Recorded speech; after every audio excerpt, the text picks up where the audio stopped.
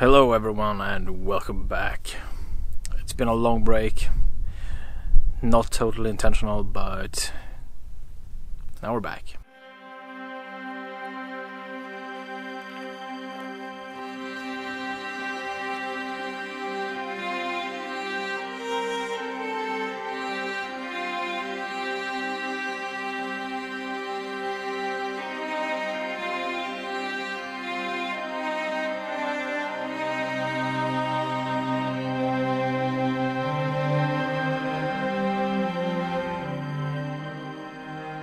Today, I'm out doing something that I haven't really done before. What I'm trying to do today is actually to capture the essence of this place, which is the national park Tresticklan.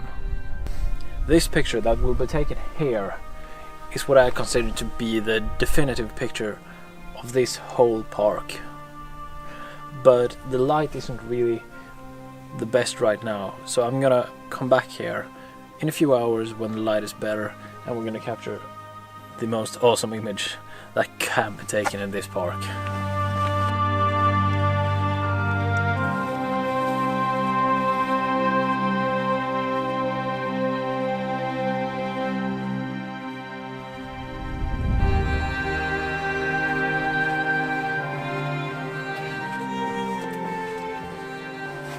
Well, there is something that is quite peculiar about this place. This is one of the locations that I thought to use because it really represents the small little streams that exist here in the park. But there's one thing missing, and that's that there is no water. No water running at all. So, given how little water there is in nature right now, I guess that about half of the locations that I had in mind actually won't work in slightest because, well, they require water. They require specifically moving water, so that's kind of sad. It destroys quite a bit of locations that I had in mind.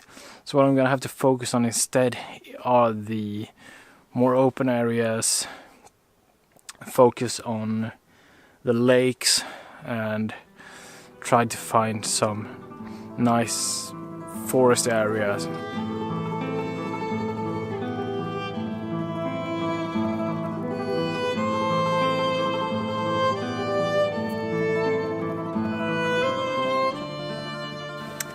The thing I've been doing here, and what I found I wanted to photograph here, is this foreground element right down here, which acts as a very good leading line into some trees on a little rock out here in the lake. The image has a really nice character, and everything just leads into a vantage point kind of in the middle where the sky is kind of brighter as well. So compositionally everything's just coming together and working really, really good.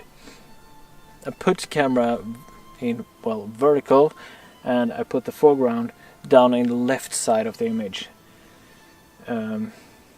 Then I let the rest of the composition kind of fall together, keeping enough sky so that I can crop it just a little bit to get a little bit wider aspect ratio, because I think that the 3:2 aspect ratio in vertical gets to be kind of too tall. The settings that I'm using is f11, ISO 100, and I'm in aperture priority, and I bracket it with 2- and 2+.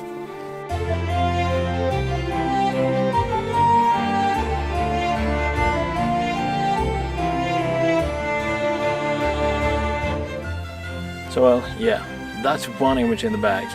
Let's move on.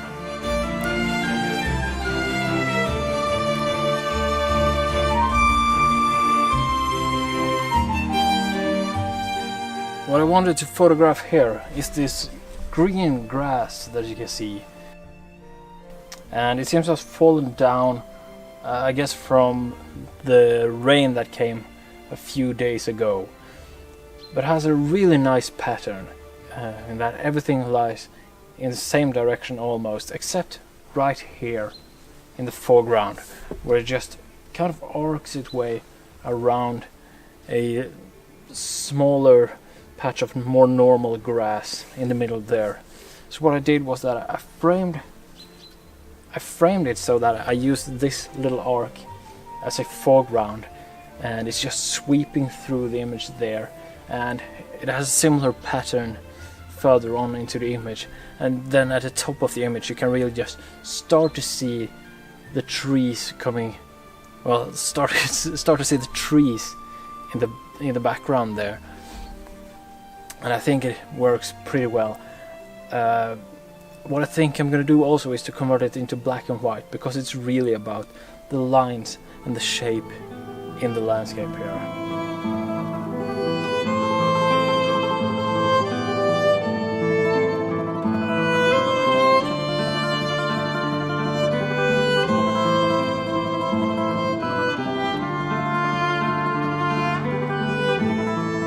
I think that's one more image in the bag. Let's move on.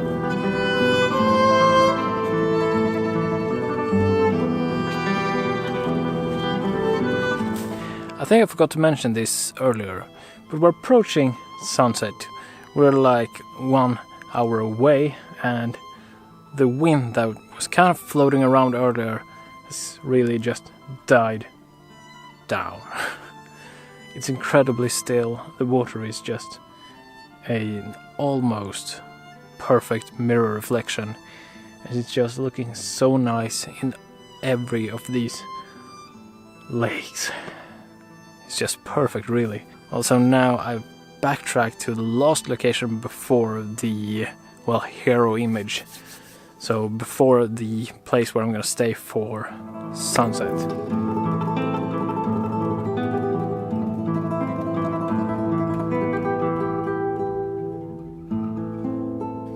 This image became kind of technical in its creation, in that I had the foreground so close that I had to try to focus bracket it. So I focused on the foreground with an aperture of f/22. I managed to capture all of the foreground in one image. Then I refocused at the background, lowered down the aperture a little bit just to get a bit more sharpness and remove a little bit of the, well, dust spots and things like that appear at f/22. So let's change it down to f/11 for the background, which is a lot further away. Don't need a huge aperture for capturing all of the background. So also I have a really clean line between the foreground and the background. So it's going to be really easy just to take both images into Photoshop, and then just with a gradient mask filter out the rest of the, well, filter out the unsharp part for the sharp part. So that's gonna be kind of easy, I think.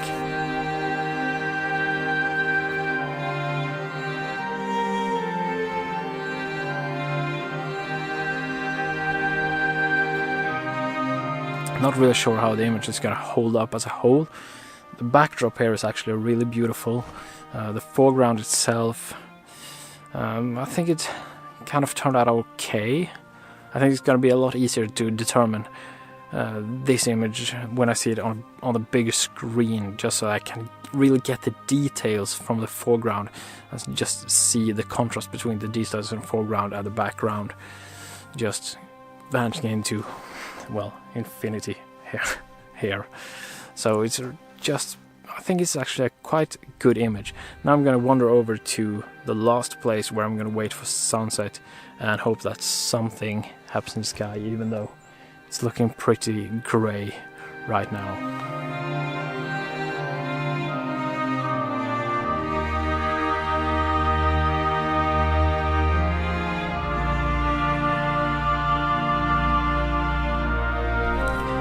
This is the thing right now. There is a grey cloud coverage over us right now, and it doesn't look like it's going to get any better. It's clouds everywhere. Also, the weather application says that it's going to be cloudy and it's going to continue to be cloudy. This is what I did with this picture. I used this whole area here as a foreground. You can see the lines here in the rock just leading straight out into the backdrop here. And we have two sides that are closing in together and opening up in the middle with the water, and it just is such a nice composition. It truly is the hero shot of Tresticklan National Park. But we didn't get any color in the clouds. I think it worked out pretty well anyway. I used a 10-stop ND filter and a 6-minute long exposure. So I got some nice, not too streaky, but really soft, almost kind of like ethereal kind of image. And I think that is going to work really nice. I think it's going to be really pretty. And also I got the whole histogram within the image in one exposure. So that is just really, really nice. The settings for the camera was, or what I did, I focused here, used f11, ISO 100, and as I said, 6-minute exposure.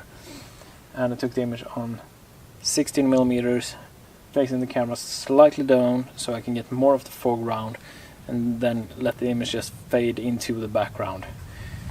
I really like creating images that way. I think it creates a really nice depth to the image, and yeah, I think that's really nice.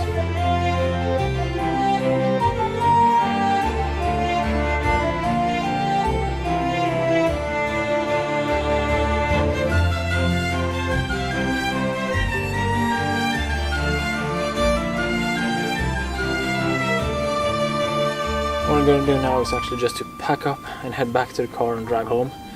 It was a really nice day out for some photography. Got some really nice weather, got nice soft light most of the time, some sunlight, and well, I'm in a beautiful place. What more can I ask?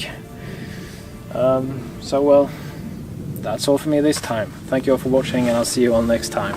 Goodbye.